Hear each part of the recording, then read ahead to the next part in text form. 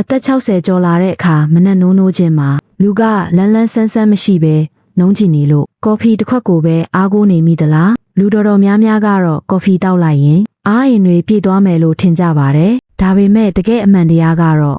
ကော်ဖီဟာတင့်ရဲ့ပင်ပန်းနွမ်းနယ်မှုကိုခိတ္တခဏပဲဖုံးကွယ်ပေးထားတာပါအသက်60ကျော်ရွယ်မှာကြုံတွေ့ရလိမ့်ရှိတဲ့ကြွက်သားဆုံးရှုံးမှု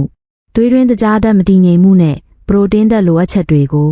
ကော်ဖီကဖြည့်ရှင်းမပေးနိုင်ပါဘူးတကယ်ရေရှည်တည်တတ်တဲ့အားအင်ဆိုတာတင်တောက်တဲ့အရာထက်တင်စားတဲ့အရာကနေပဲရရှိတာပါဒီနေ့ဗီဒီယိုမှာတော့အသက်60ကျော်အမျိုးသားအမျိုးသမီးတွေအတွက်ကော်ဖီထက်အားအင်ကိုပိုပြီးမြ мян ဆန်ဆန်မြင့်တင်ပေးနိုင်မဲ့မနက်ခင်းအစားအစာ5မျိုးအကြောင်းကိုတင်ဆက်ပေးသွားမှာပါဒီအစားအစာတွေကတင့်ကိုတနေကုန်လန်းဆန်းတက်ကြွနေအောင်ဘလို့ကူညီပေးမလဲဆိုတာအတူတူကြည့်လိုက်ရအောင်ကြက်အိုပထမဆုံးအနေနဲ့အကြံပြုချင်တာကတော့ကျမတို့နဲ့မစိမ့်တဲ့ကြက်ဥပဲဖြစ်ပါတယ်ကြက်ဥဟာခန္ဓာကိုယ်အတွက်အကောင်းဆုံးပရိုတင်းဓာတ်ကိုပေးစွမ်းနိုင်ုံတင်မကပဲအားအင်ကုန်ခန်းမှုကိုတားဆီးပေးတဲ့ဗီတာမင် B အုပ်စုတွေလည်းကျွယ်ဝစွာပါဝင်ပါတယ်ကော်ဖီကတင့်ကိုခိတ္တခဏပဲတက်ကြွစေပေမဲ့မနက်စာမှာကြက်ဥစားပေးခြင်းကတနေ့တာလုံးအားအင်တွေရုတ်တရက်ထိုးကျမသွားအောင်ထိန်းညှိပေးနိုင်ပါတယ်နောက်ပြီးကြက်ဥကပြင်ဆင်ရတာလည်းအရန်လွယ်ကူသလိုပြုတ်စားမလားကြော်စားမလားမိမိနဲ့တက်သလိုစားသုံးနိုင်တာကြောင့်အသက်60ကျော်သူတွေအတွက်အကောင်းဆုံးစွမ်းအင်ဖြည့်မနက်စာပဲဖြစ်ပါတယ်ဒုတိယအစားအစာကတော့တိမ်ချင်းအသက်60ကျော်လာတဲ့အခါမှာတချို့သူတွေဟာအရင်လိုအစားအသောက်အများကြီးမစားကျင်တော့တာမျိုးကြုံရတတ်ပါတယ်ဒီနေရာမှာတိမ်ချင်းကအင်မတန်အကူအညီဖြစ်ပါတယ်ဘာကြောင့်လဲဆိုတော့သူကပမာဏအနည်းငယ်လေးစားရုံနဲ့တင်ခန္ဓာကိုယ်အတွက်လိုအပ်တဲ့ပရိုတင်းဓာတ်ကိုအပြည့်အဝပေးစွမ်းနိုင်လို့ပါကော်ဖီတောက်လိုက်ရင်စွမ်းအင်တွေရုတ်တရက်တက်လာပြီးမှပြန်ကျသွားတာမျိုးဖြစ်တတ်ပေမဲ့တိမ်ချင်းကတော့ကြက်သားတွေကိုထောက်ပံ့ပေးပြီးအားအင်ကိုပုံမှန်အတိုင်းတည်ငြိမ်နေအောင်ထိန်းပေးပါတယ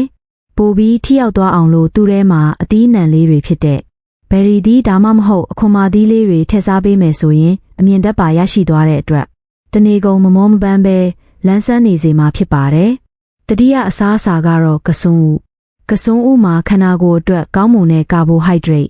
်အမြင့်ဓာတ်နဲ့ပိုတက်ဆီယမ်ဓာတ်တွေကျွယ်ဝစွာပါဝင်လို့ပါအသက်60ကျော်လာတဲ့အခါသွေးရင်းတကြားဓာတ်ရုတ်တရက်တက်လိုက်ကြားလိုက်ဖြစ်တာမျိုးမဖြစ်အောင်ကစွန်းဦးကအကောင်းဆုံးထိန်းညှိပေးနိုင်ပါတယ်ဒါအပြင်ကြက်သားနဲ့အာယုံကြောစနစ်တွေကိုလည်းအားကောင်းစေပါတယ်စားသုံးပုံအိုင်ဒီယာလေးတွေပြောပြရရင်ကစွန်းဦးကိုအကွင်းလိုက်လေးတွေလီးပြီးဖုတ်စားမလားသူ့အပေါ်မှာကြက်ဥဒါမှမဟုတ်ခုနကပြောတဲ့တိမ်ကျင်လေးတင်စားမလားဒါမှမဟုတ်ကစွန်းဦးပြုတ်ကိုမှဘဲထောပတ်လေးနဲ့တွဲစားမလားစတုထအစားအစာကတော့စမူဒီလို့ခေါ်တဲ့အာဟာရပြည့်ဖြော်ကြီးသွားရလာရတာအလုပ်များတဲ့သူတွေမနက်ခင်းမှာအစာခဲတွေတိတ်မစားကျင်တဲ့သူတွေအတွက်စမူဒီကတော့အဆင်ပြေဆုံးပဲဖြစ်ပါတယ်ဒီဖြော်ရည်ထဲမှာပရိုတင်းဓာတ်တတိဝလံတွေနဲ့အမြင့်ဓာတ်တွေပေါင်းစပ်ပါဝင်တဲ့အတွက်ကော်ဖီလိုမျိုးတင့်ရဲ့အာယုံကြောစနစ်ကိုအတင်းကျပ်လှုံ့ဆော်တာမျိုးမဟုတ်ပဲတင်းကျပ်သားတွေကိုတကယ်အားရင်ဖြည့်ပေးပြီးသွေးရင်းတကြားဓာတ်ကိုငြိမ်နေအောင်ကူညီပေးရတယ်တခါတလေမနက်စာစားဖို့ပြင်းနေတာမျိုးဝါရတာခက်နေတာမျိုးရှိရင်တော့ဒီလိုအာဟာရပြည့်ဖြော်ရည်တစ်ခွက်ကိုတောက်လိုက်ရတာကပိုပြီးလွယ်ကူသလိုအားရင်ကိုလည်းအမြန်ဆုံးရရှိစေမှာဖြစ်ပါတယ်နောက်ဆုံးအနေနဲ့အကြံပြုချင်တာကတော့ကွီနိုအာပဲဖြစ်ပါတယ်ကွီနိုအာဟာအသက်60ကျော်သူတွေအတွက်ထူးခြားတဲ့အာဟာရဓာတ်ပေါင်းစပ်မှုပါဝင်နေပါတယ်သူကအားအင်ကိုအမြန်ဆုံးပြန်လည်ဖြည့်တင်းပေးနိုင်တဲ့ကာဘိုဟိုက်ဒရိတ်နဲ့ကြက်သားအတွက်လိုအပ်တဲ့ပရိုတင်း2မျိုးလုံးကိုတပြိုင်နက်ပေးစွမ်းနိုင်လို့ပါဒီလိုအာဟာရဓာတ်မျှတမှုရှိတာကြောင့်အားအင်တွေရုတ်တရက်ပြန်ကျသွားတာမျိုးမရှိပဲတနေကုန်ခွန်အားပြည့်နေစေပါတယ်စားသုံးပုံကတော့ကွီနိုအာကိုနို့လေးနဲ့ရောပြီးဘယ်ရီသီးလေးတွေနဲ့အချိုပုံစံစားမလားဒါမှမဟုတ်ကြက်ဥဟင်းသီးဟင်းရက်ချိတ်တို့နဲ့စားငံအရသာပုံစံမျိုးစားမလားကိုယ်စိတ်ကြိုက်ဖန်တီးနိုင်တဲ့ကျန်းမာရေးနဲ့အင်မတန်ညီညွတ်တဲ့မနက်စာပါပဲအခုပြောပြခဲ့တဲ့အစားအစာ5မျိုးကိုကြည့်မယ်ဆိုရင်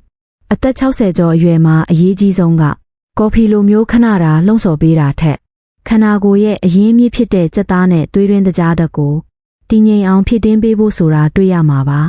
မနက်ဖြန်မနက်ကစပြီးကော်ဖီတစ်ခွက်တည်းနဲ့အားကိုးမဲ့အစားဒီအစားအစာတွေတဲကတမျိုးမျိုးကိုပြောင်းလဲစားသုံးကြည့်ဖို့တိုက်တွန်းလိုပါတယ်